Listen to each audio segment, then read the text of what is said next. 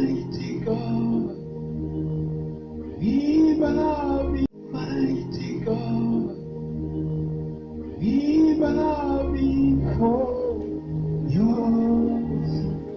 Bless your name. We bless your name, mighty, almighty. We bow before your. Bless your name. We bless your name, mighty God, almighty God. We bow before your. Glorify, we glorify your holy name.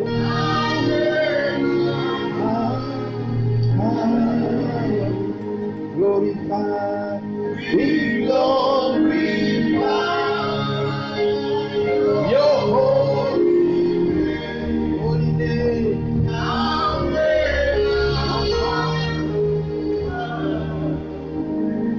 Tonight, Lord, we want you, Jesus.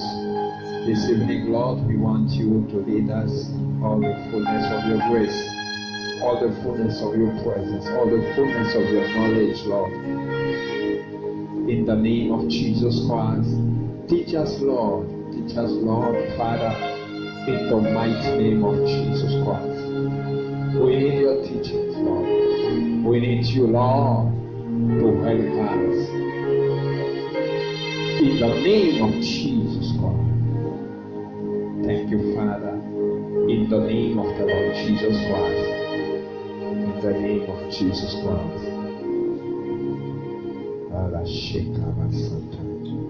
In Jesus' mighty name, we pray. Amen. Glory to God. So again, we come for our teachings today. I'm going to go fast.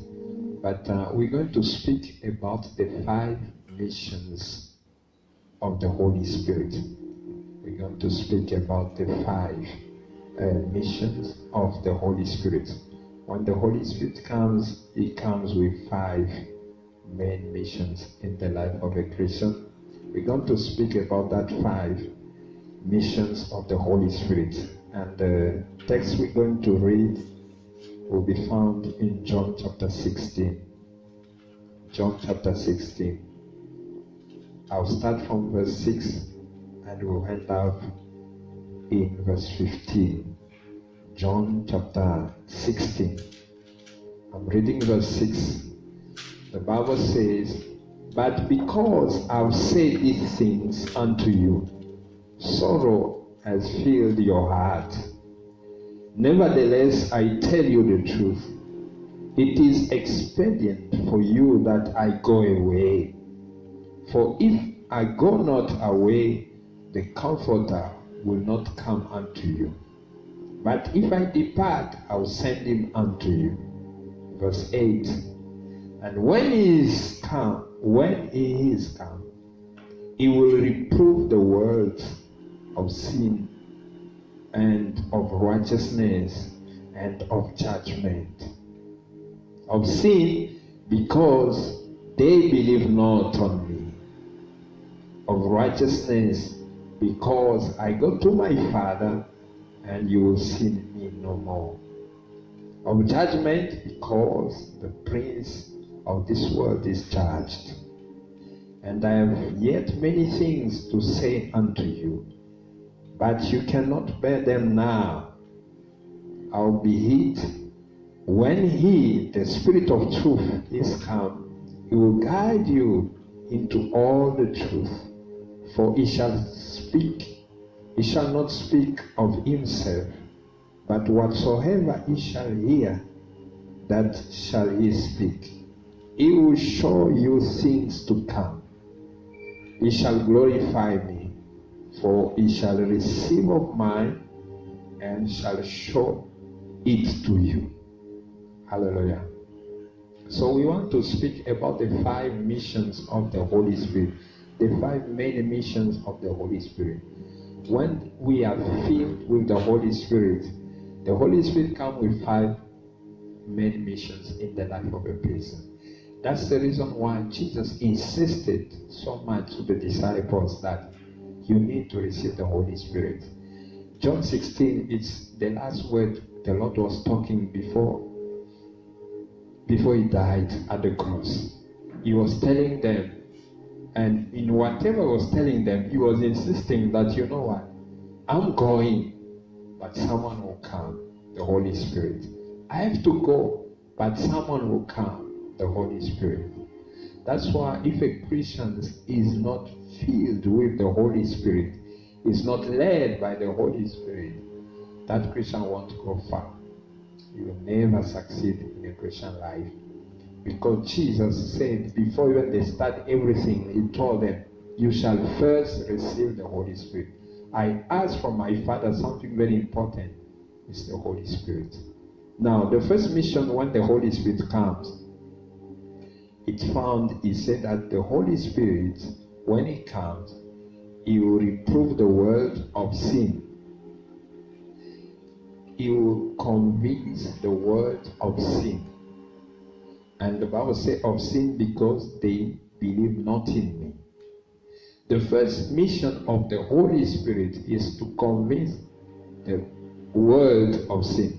Is to push a person to acknowledge that he's a sinner. Are you with me? Are you there? It's not us that we should do that work. The Holy Spirit is the one who has to do the work of convincing the world, the people that don't know God. That's why a true Christian, you and I, the day we gave our life to the Lord, it's because the Spirit of God talked to our spirit and said, you are a sinner. You need to change. When you go to evangelize a sinner, you need to rely on the Holy Spirit to convince him from sin. Not you to rely on what you have prepared to convince this person from sin. You never succeed. You want to take the place of the Holy Spirit. Because for a person to surround himself to God, to believe in God, himself, Jesus said, they don't believe in me. For them to believe in me, the Holy Spirit has to convince them of sin. Some people, it's just one word. I remember there was this story of a guy. He was a gang leader, evil gang leader in the United States. This guy, he was leading, these drug dealers, dealer, and he was feared even by the policeman because he was killing people, attacking people, do all sorts of evil. He had people with him. I don't know, 30 people was with him. In the United States, some of the things happen like that. Even now when you go to South Africa, you can find some people, they are leading some gangs of people. So this guy also was a killer. He was a leader of a gang, killing people. He was a mixing of white and Indians. The father was a white and the mother was an Indian. And then when he was born, the mother was worshiping Indian. They were worshiping the devil. So the mother told him that I gave you to the devil. So this boy, he grew up sorts of evil. He was doing all sorts of evil. Glory to God. But what happened is the Lord sent a preacher to go and preach him. So this preacher went to preach him that you need to surrender to the Lord Jesus Christ. He says, who told you this? To come to me and preach me. So the guy beat that preacher. He beat that man of God. The man of God, it was a guy with, muscles and what. He can kill you just with just one blow. So he beat the man of God, and the man of God found himself in the hospital. Then, as he was in the hospital recovering, God told him that when you come out of the hospital, go and talk to him. That he needs to surrender his life to the Lord. Tell him that I love him. So the guy, he comes from the hospital, he is still weak, not very strong. I have to check. Then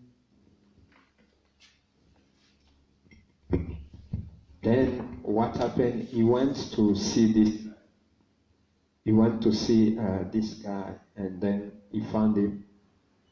He told him that I come again. When that man saw him, he said, "Hey, it's you again. I can finish you here, kill you.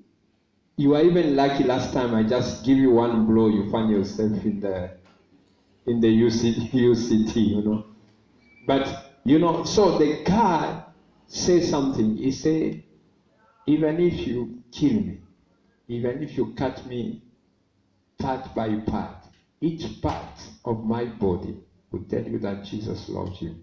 Jesus loves you. Then the man found himself powerless. The preacher went. That word, Jesus loves you. The Holy Spirit starts now working in this man. I've never known what is love. How come this preacher, I almost killed him? He had the courage to come again to say, there is someone who loves me. Jesus loves me. Which kind of love is it? That word of Jesus loves, it was emphasized by the Holy Spirit. The Holy Spirit started working now in the man to convince him that you are a sinner. You need to surrender to the Lord. That's the way this guy decided to give his life to the Lord. There is something that the first mission of the Holy Spirit is first to convince us that we are sinners. This life we are doing is not a good life. Amen. Are you there? Amen. And when now a person gives his life to the Lord Jesus, it is now the second mission that the Holy Spirit comes with. Is to convince the world from what? From righteousness. Are you there? From righteousness. When we talk about righteousness, we talk about already a person has already been a Christian. Now the Holy Spirit is coming now to tell you that you need to be righteous. What is righteousness? You need to put your life right before God. That is one of the mission of the Holy Spirit. That's why you can't say a person is filled with the Holy Spirit if himself he doesn't change, his behavior doesn't change. The Holy Spirit has to start telling you what is not right before God. Righteousness is different with sin, if I can put it like that. Let me explain. Jesus came to John the Baptist. He said, John, I come to make myself, to make you baptize me. John said, it's impossible. I can't baptize you because I know you are God. How can I baptize my Lord, my God? You understand? Now, Jesus said to John, John, let us do what is righteous. You understand? According to the righteousness of God, according to the plans of God, Jesus was supposed to be born from a virgin and become a man, and he has to walk as a man. And not only as a man, he has to walk as the first fruit of a creation. First fruit of a creation, that means whatever Jesus has to do, as we will be born from him, we need also to do the same. So if Jesus knew that, us also we need to be baptized. He went to get baptized so that also us, when we'll be born from him, we need to what? To be baptized. He was even baptized in the Holy Spirit, so that even us, after salvation, we need to look for the Holy Spirit to be baptized in the Holy Spirit. He didn't need the Holy Spirit to be filled with the Holy Spirit. Now, he needs to do that because it was also written that he needs to go and get baptized. But according to the logic of what John was saying, you are God, you can't allow me, your creation, to baptize you as God. Then the Lord said, no, John, let us do what is righteous. It was an instruction. If John could refuse to baptize Jesus, John could sin against God. I don't know if you understand. Now, what is righteous? Sometimes God can tell you, the Holy Spirit can tell you that, you stop watching movies. It's bad for you. The Spirit of God is convincing you. Don't watch movies. If someone else does the same, watching movies, he won't sin because he didn't receive that instruction. You that received the instruction, you sin against God. There are some of the instructions they come with the Holy Spirit. If you don't follow them, you sin against God. That's why they say, He will convince us from righteousness. He will convince us in righteousness. He has to tell us what to do, what to not do. There was one man of God who was saying that one day he was, before he got married, he was, he woke up, he finished praying, he woke bath, then he wanted to go out, he finished dress up. As he wanted to go out after praying, the Holy Spirit, he just reached the door that you want to open and go. The Holy Spirit said, no, turn around. Stop, turn around. He turned around. The Holy Spirit, look at your bed. Your bed is in mess. You can't go like that, leaving the bed in mess. You understand? It was his own house, his own bed. The Holy Spirit has to tell him that, put first right your bed. He started, the Holy Spirit will direct you on what is righteous. That's why when a Christian is not filled with the Holy Spirit, he can't go far because he can't listen to the instruction of the Holy Spirit. But the Lord said, okay, first I will convince you from sin. Then, when the Holy Spirit convinces a person from sin, the Holy Spirit is not in him. I don't know if you understand. You are an unbeliever, you don't know God. They come and preach to you. The Holy Spirit come and say, what they say, it's true, it's power. The Holy Spirit put fire in you. Then you say, I need to be a Christian. You come, you be a Christian. The Holy Spirit is not yet in you. It was convinced you from outside. But from righteousness, you need to be filled with the Holy Spirit. The Bible says when Jesus got baptized, he was filled with the Holy Spirit. After being filled with the Holy Spirit directed him to go where? In the wilderness. To spend 40 days and 40 nights. It was an instruction from the Holy Spirit. If he could refuse it, he could sin against God. The Holy Spirit said, go there for 40 days and 40 nights, and you need to be tempted today. So Jesus went pushed by the Holy Spirit. One of the missions of the Holy Spirit is to direct us in the righteousness of God.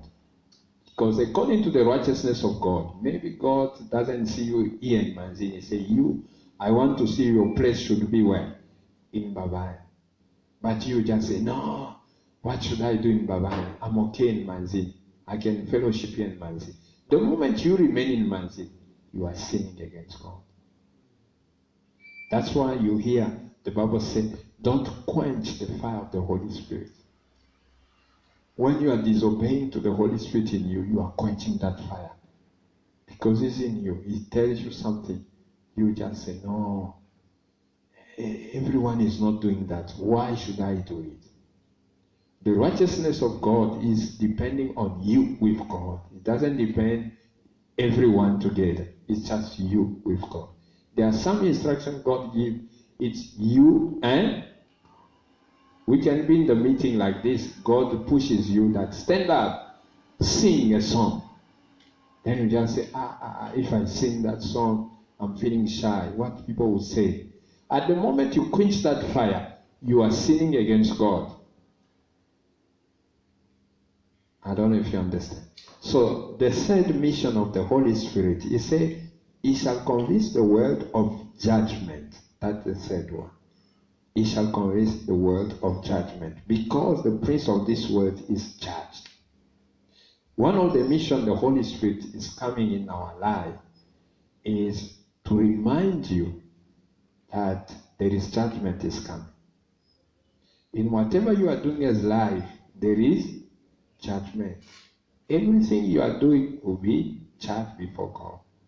Do you know that when you look at unbelievers, or if you at that moment you were unbeliever, you will know that you were trying to push away that thing of no death. Don't think about death. Don't think about hell. Don't think about, the devil will tell you, don't think about this stuff.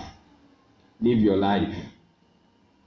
But when the Holy Spirit comes, he shall tell you that you know the hour. There is not much time for you. There will be judgment. So put things straight, because there will be judgment. In everything you speak, you talk, you do, one day you stand before God. That is the work of the Holy Spirit. You remember the parable of the virgins.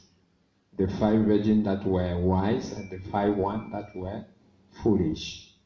Those who were foolish, they went to sleep and their fire were quenched. They were just sleeping but waiting that the master will come. But at the moment the bridegroom came, they shouted, the bridegroom is outside. When they woke up, they have no fire. It's the same with the Christian who doesn't have the Holy Spirit. When you have the Holy Spirit, at every moment he reminds you that judgment is coming. He reminds you that Jesus is about to come back. He reminds you that, hey, you need to fulfill the mission of God. Be awake. Judgment is reminding of time that is remaining. You know, it's very important. But when a person doesn't have the Holy Spirit, he doesn't even want to hear about judgment. Do you know that some of the people, they don't even want to read Luke chapter 21? When you just say, Luke chapter, no. Or if you say, let us read in Revelation, they don't even want to read the Revelation. They say, I want to hear scary stuff. These are very scary. The point is not that scary stuff. The point is, he is not with the Holy Spirit. Because if you are with the Holy Spirit is reminding you that in a few time, your master is about to come. You remember Jesus himself said that when you hear the noise of war, you hear that there is earthquake here, lift up your head because your salvation is about to come. When he said lift up your head, that means a true Christian is expecting that Jesus must come and take us. A true Christian is not a person to say, let me enjoy earth, because this place, earth, is not our place of joy. The place where we will be rejoicing is when our master will say, come in the rest of your master. When you enter in his rest, that's the moment you enjoy now for eternity. Here on earth, we are fighting a good fight. Glory to God. So it's only the Holy Spirit that will remind us about judgment. When you hear a person who's talking about he's filled with the Holy Spirit, no, he's a man of God, but he doesn't want to talk about judgment. He doesn't want to talk about the coming of the Lord Jesus. He doesn't want to talk about the hand of the world. Then it's not of God. The one is of God. All the time, it comes all the time. God is popping it out and say, listen, there's no time. You know, even Peter said, we need what? To buy out the time. There is no time. We need to catch up. That is the Holy Spirit is working in us. Glory to God. So the fourth mission of the Holy Spirit, Jesus said very much. He said, I've got many things to say to you, but you cannot bear it now. But the Spirit of the Holy Spirit will come and reveal to you the truth. He will even show you the things that have to come. One of the things that the Holy Spirit has to work is to talk to us, to reveal to us, to show us the truth.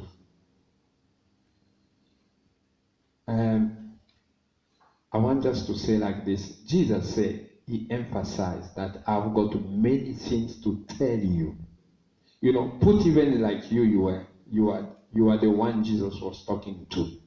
Jesus is talking to you practically. I say, I've got many things to tell you. but I won't do it now. But when the Holy Spirit will come in, He will tell you things. You know, one of the things that you need to know, when you are filled with the Holy Spirit has to reveal to you things not only concerning, He didn't say I will be talking to you about the things concerning other people. There will be other people, but also concerning yourself. There are many things you don't know about you. There are many things you don't know about your family. There are many things you need to know about Him. And I can say like this, the Spirit of God is very talkative. So at the moment you say you are filled with the Holy Spirit, you see a Christian today, Monday, Tuesday, Wednesday, we reach even Sunday, when you say, did you hear anything from God? Nothing. Did God reveal to you anything? Nothing. Monday, Tuesday, Wednesday, Thursday, Friday. Oh, which Holy Spirit did you receive? Which God are you serving? Because if really you are receive God in you, every day there is something new God has to tell you.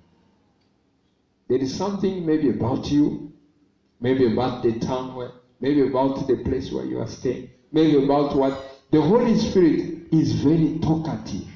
That's what Jesus said, you know. He will tell you the truth about many things because He will hear them from me and He will tell you.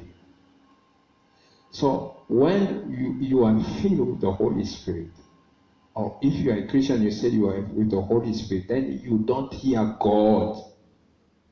You don't receive any revelation of God. You need to question yourself. God talks a lot. The Holy Spirit is very talkative.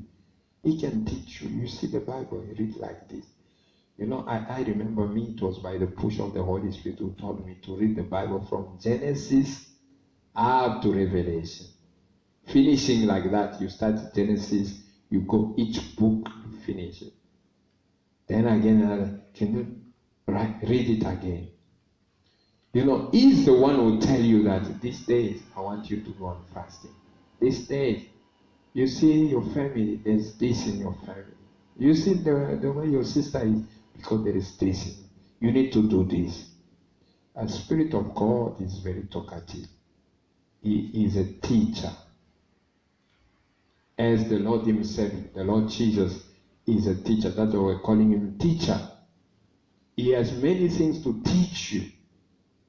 You know, we receive teaching from three sources. The first source is your spiritual father that God gives you. You may receive teaching from that one, or from any man of God. Then there's a second source of teaching, is the Holy Spirit Himself teaching you. Are you listening, moms? The Holy Spirit Himself teaching you. I mean, I mixed two. The third one, that is the teaching we receive from other men of God. You hear from other men of God. The first teaching is coming from the man of God that God has put in your life. But another one comes from the Holy Spirit. I remember when I started the ministry of deliverance, started praying for the deliverance of people. The person who led me in the teachings how to pray for the deliverance of people, how these things operate, it was my spiritual mother. We could go with her, she could spend time, she's explaining to you, you pray like this, you do like this, demons, they do like this. When you pray for a deliverance, how do you know that this person is delivered or not? So I was writing, you know, because God was using her so much in deliverance. She was praying even for mad people, they got delivered. So I was also, because she said, God has called you also in that ministry. So I was receiving the teaching and put it on writing also. But after that, when God started using me much, there are things that I received not from her, now from the Holy Spirit. The Holy Spirit has to hide me also some of the teaching. You see this case, do you know why this demon is reacting like it's because of this? Do you know this case? Do you know why this man doesn't walk now?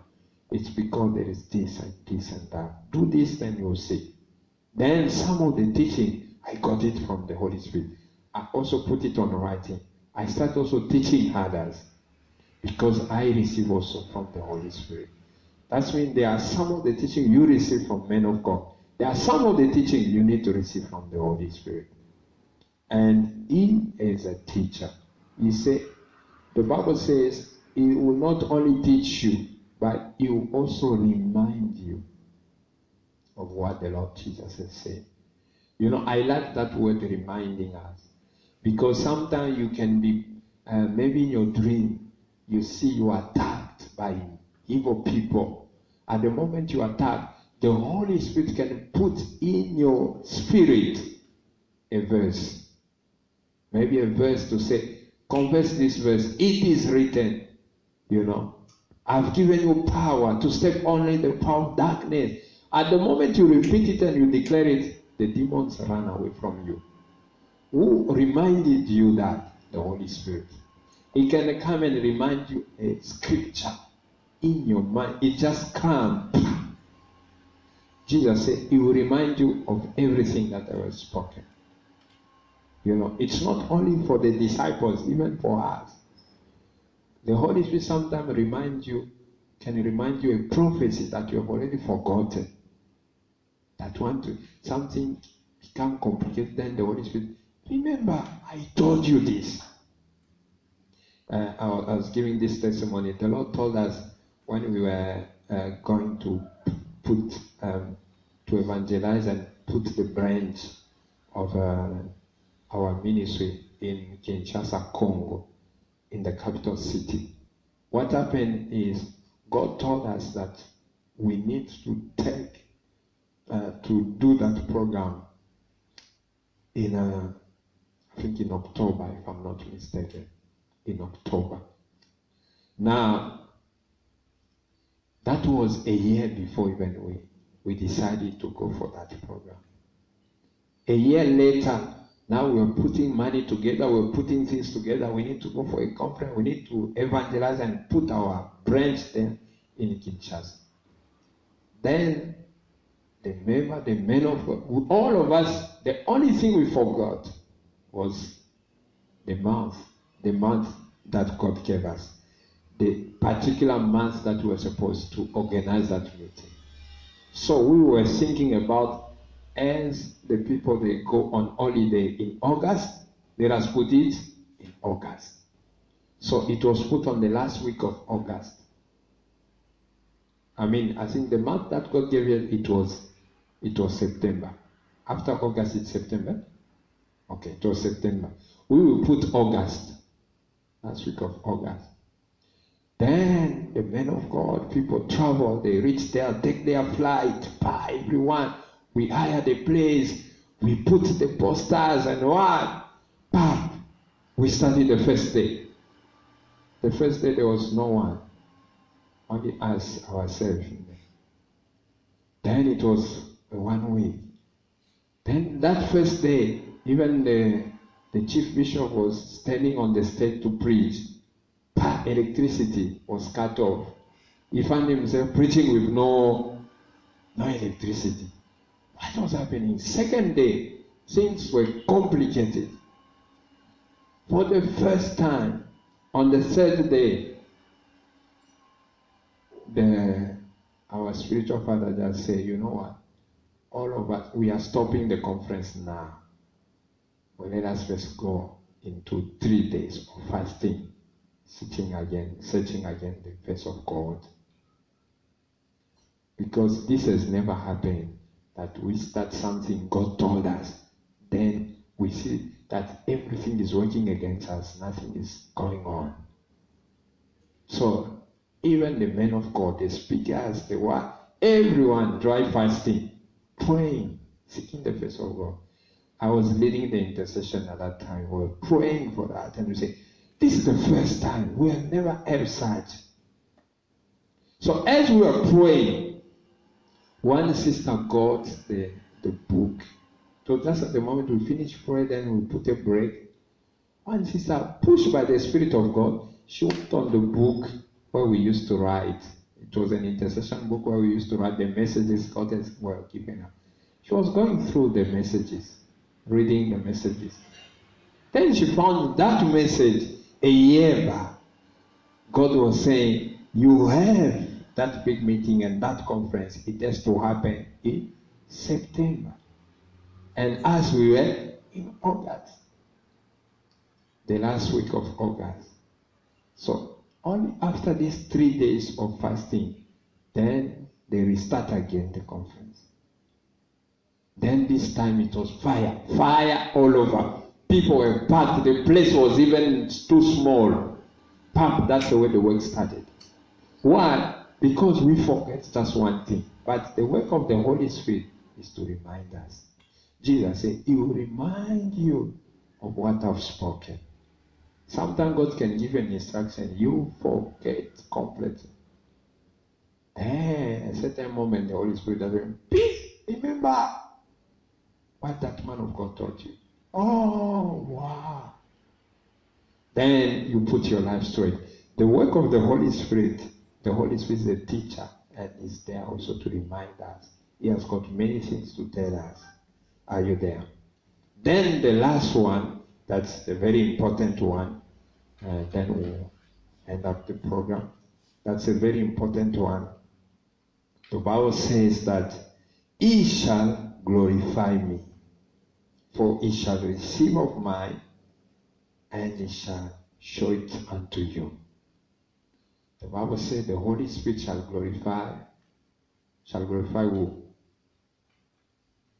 He shall glorify who? Jesus. Jesus said the Holy Spirit shall glorify me. This is the very important task or mission of the Holy Spirit, is to glorify Jesus.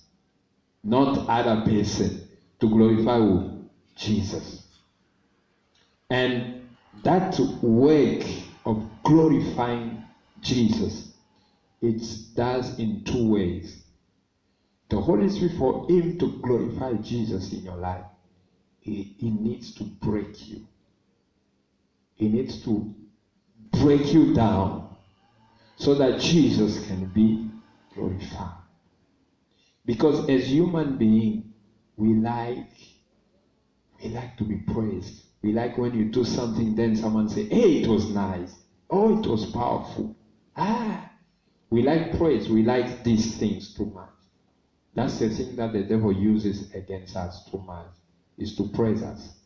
But the Holy Spirit will break you down.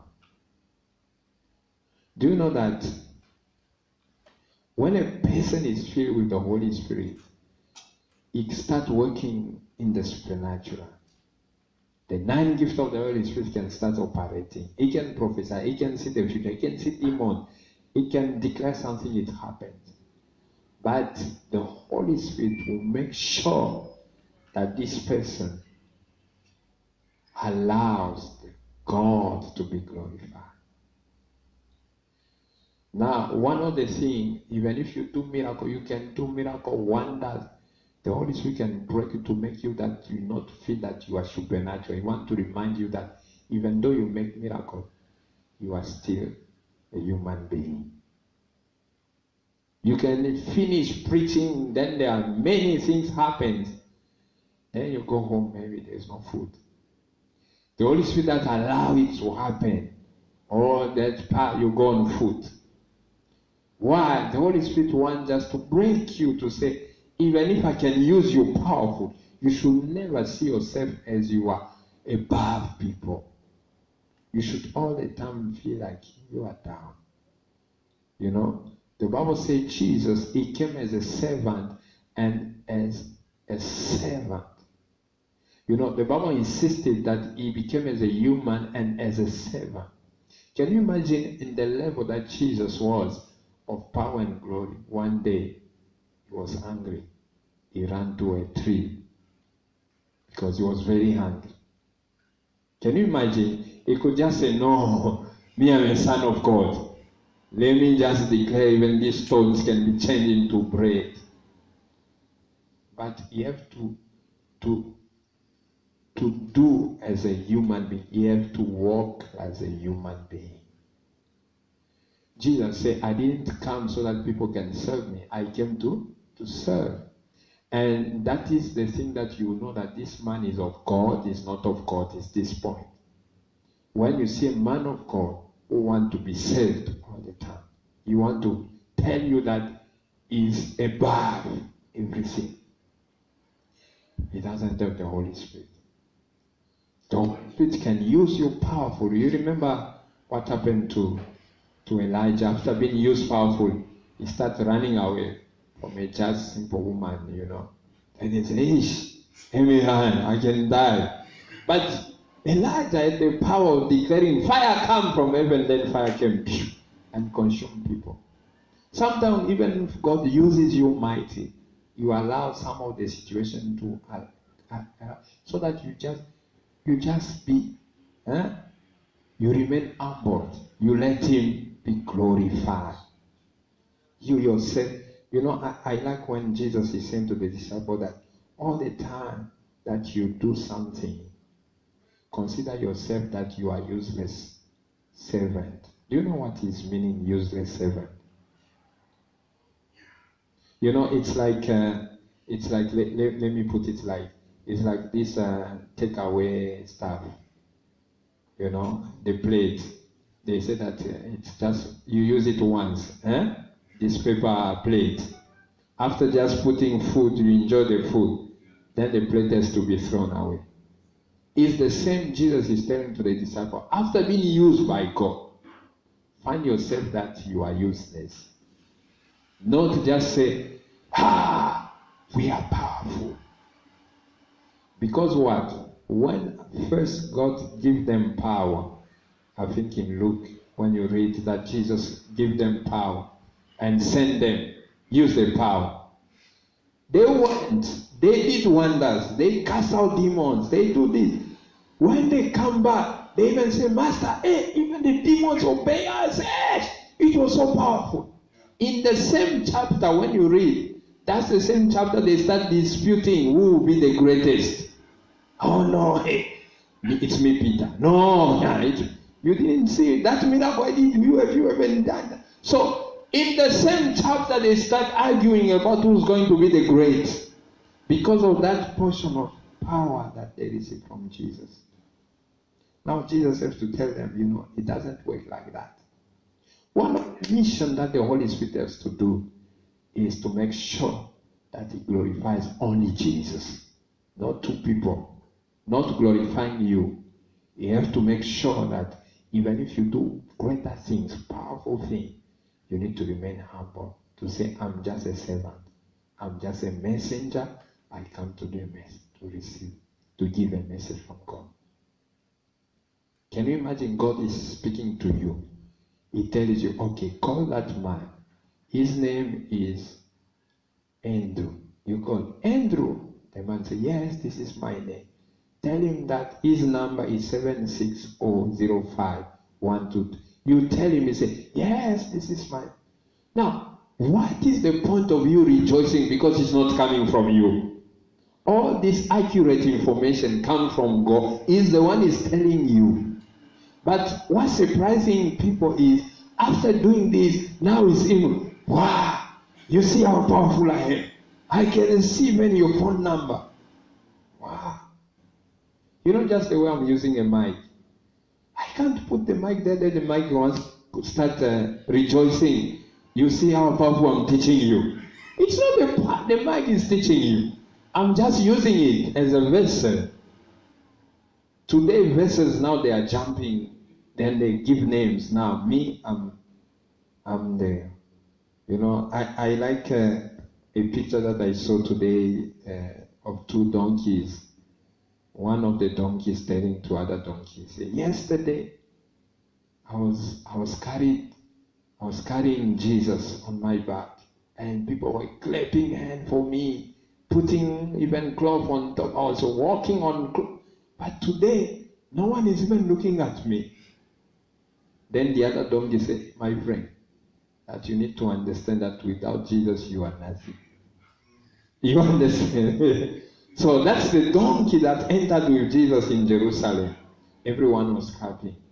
So it's the same with the Lord. When we are used by God, the Holy Spirit has got the work to make you feel that you are nothing without Jesus. whatever you can do, perform, you are just an instrument of God. Because the Holy Spirit comes just to glorify one name. It's the name of Jesus. When we are performing miracles, we are performing so that the name of Jesus can be glorified. When we are healing sick people, it's for the name of Jesus to be glorified.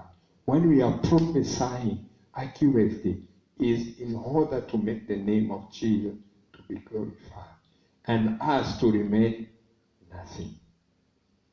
Can you imagine when Jesus was wanting to die? Then Philip has to ask him that, show us the Father. You have talked too much about the Father. Can you now show us the Father? Do you know why? Because in the entire ministry of Jesus, he was glorifying the Father. He was talking about the Father. He was even saying, whatever I'm telling you, I'm hearing from the Father. At the point that the disciples said, hey, you want now to go. Can you now show us the Father you used to talk to, man? Can you imagine if our ministry can be in your entire ministry, you are talking about Jesus. The day you want to go, people can say, no, this man, he was talking much about Jesus. Some of the men of God, we don't even hear them. Even the name of Jesus, they don't even say it. Some of them, even they can say, they start even saying, hey, you, I won't deliver you, huh? I won't deliver you. You remain just like this with your demon. Some of them, they are even make deliverance without even saying the name of Jesus. Today is just come here, touch you. Not even say the name of Jesus. Do you know the reason why we say the name of Jesus? Because we want to give glory to Jesus.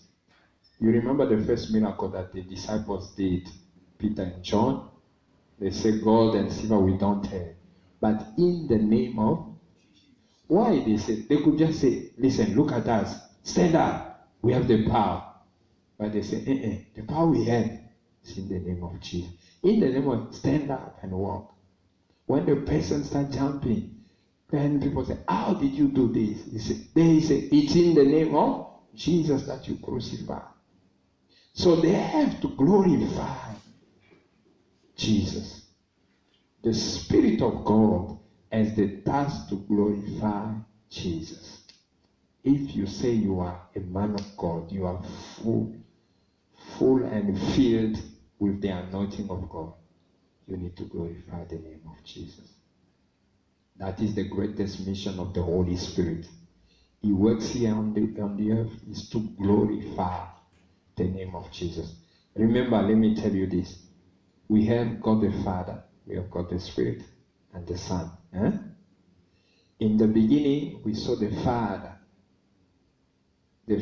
doing the work in the Old Testament. But the Father, at a certain moment, started talking about the Son, the coming of the Son. Are you with me? When the Son now, it was his turn to come. The Son was not talking about him. The Son now started talking about the Holy Spirit. When now it is time for the Holy Spirit to come, the Holy Spirit has the task to talk about the Son, who's Jesus. That's the reason why Jesus said, I'm a true witness because I don't speak of myself. A true witness doesn't speak of himself. He has to speak for somebody. When they call you as a witness in the court, you go to stand for somebody. It's not for yourself. You say, hey, Pastor Lani, my name is this. I came, it's about me. No, you are not a witness. A witness, it talks about someone else. That's the reason why that Jesus said, I'm not talking about myself. That's why my testimony is true. Jesus was talking about the Father. He left, then the Holy Spirit came. You have to talk now about Jesus. You remember that the Father even introduced Jesus. He said, this is my beloved Son. Listen to him. But Jesus has never talked to himself, say, hey, listen all of you. Me, I'm the beloved Son of my Father. You need to listen to me. Never. Because he said, if I do so, am a false witness. Today we have people that want to introduce themselves, to talk too much about themselves. Let God talk about you. Let God introduce you. Let God elevate himself you. But you do the work of lifting the name of God. God said to Abraham, I shall make your name great. He has never said to Abraham, you shall make your own name to be great. He said, I'll bless you, but the one who makes your name to be great, it's me, God. So this is one of the very powerful mission of the Holy Spirit, is to glorify Jesus in our lives. That's why God sometimes allows situations where you are past tough moment. You say, I'm a man of God. Why I lack food?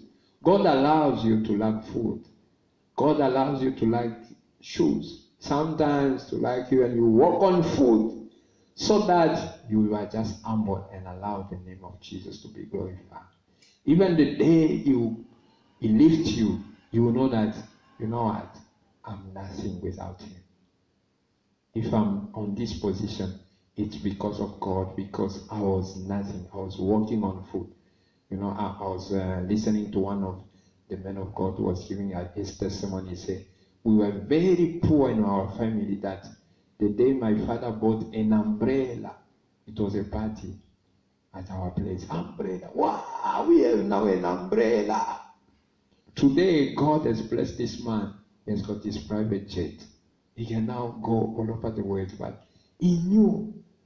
That's where God took me from rejoicing of getting an umbrella. An umbrella was a miracle. Today, now, if I am having my private jet, it's God. You need just to know that the Spirit of God, He glorifies Jesus, not another one. He will never glorify you. He will humble you, and in different ways. If God knows that He wants to give you a lot of money, He will make first sure that you lack of money. You become like a beggar. You have to ask for 10 rand here, 20 rand here. Sometimes you feel shy of asking. But He knows that He will give you a lot of money. He wants the day He will give you money, you are grateful to say, it's not by might. It's because God bless me. If I'm like this, it's because of God. That's the task of the Holy Spirit. He shall glorify the name of Jesus. And in the glorifying the name of Jesus, you find that when a person is filled with the Holy Spirit, he understands that everything that he has, even if he has a car, he has a house, he has anything, he can't resist to give it to God. He can't. You remember that when God was saying to Abraham, give me your son, he didn't even resist. You're unique. Because it was a person that was humbled by God. He said, what? Give me your son. No problem. Tomorrow I'm going to offer Isaac. So a person who is blessed by God, he understands that everything he owns belongs to God. He can offer everything to God. You can even say, can we take your house? We want to put people in your house. No problem. I can even sleep in the seventh court. Because he knows where God took him from. We had a church where the usher in our church, when I was young, in our church, the usher was, I think I was something like 10 years or 15 years. The usher was, he was number one of justice in the city. That guy was number one. He was the head of justice. So it's someone, even the soldiers, even the army, the police, they respect him. But this guy was the one standing on the door and giving people places to sit. You sit there. Yes, come. Please sit there. And we were all the time amazed. How come this man, you can't play with him in the society. But here at church, he humbles himself. He's just there to serve as an usher. You collect the the basket offering you put there, you tell people sit there, you put nicely the chairs. He was doing that. It made even many people to give their lives to the Lord Jesus. Just looking at this guy, you say, oh, this guy Asher. No, let me be serious with God. So there are other things when God is working in you, you reach the level that you don't refuse anything to God. Whatever you want from you, you say, God, take it. What do you want? A car? Take my car, Lord, use it. What do you want? My house? God, use it. What do you want? My mind? God, use it. You know, as they are telling us the story of the guy of Colgate, that he said to God, I want to be giving you my tithe. It's better me, I keep the tithe. You take the 9. So him is the one collecting the tithe, and he gives God the rest. He's exchanging with God. That's the way now he even prosper more than that. You know, there are people have reached the point of sacrificing their lives just for Jesus. Sacrificing that some of the people came here in Africa, they forget their own lives to come and sacrifice for us to get the gospel. In Zambia, there is this missionary they call Livingstone. There is even a town they call it Livingstone because he died in Zambia. This guy, he came all the way from England, forgetting his people. He was busy preaching the gospel. And he died of malaria in Zambia. And they said the day he died, they found him on his knees, dead on his knees. There are people, they say to God, everything you give me, even my life you can take. Use it for others. Today we have a problem with the church. We have selfish people. The people that they want just them. They want their blessing. They want their name. They want to be the top. They want to be this. They want to be that. Even if there is a need of, no, I can't do that. No, you need to think twice because they don't have the Holy Spirit. If the Holy Spirit is there working in you, it will make you feel that you are nothing. Only Jesus has to be glorified. And you reach the point that you want resist to give God anything. Do you know the first person who invested, give his offering for the temple that Solomon built? It was his father, David. David bought the place where they're supposed to build the temple. David, he gathered staff for building of the temple. He prepared them, give them. Then he said to his son, I'm going to die. God said I should not build it, but I've already prepared things for the temple. You know, he didn't say, let me keep my money, as it's not me that I'm going to build it. Let me keep my money, let me keep this, and he chose it. When my son will come, he has to fight to get money to build the temple. He gathered, he gave to the Lord. That's the man who was dying and said, let everything that's God bless the Lord. This is the man. Why? Because when the Holy Spirit is working in you, it will make you feel that everything you get, it's because of him. You are ready to give. You are ready even to allow injustice in your life so that the name of Jesus can be glorified. You are ready for that. You are ready to say, my name is nothing. May the name of the Lord be glorified. Thank you so much. So we are at the end of our meeting, the end of our teaching. And next time we'll continue with the same, if the Lord will allow us to hear. But let us go.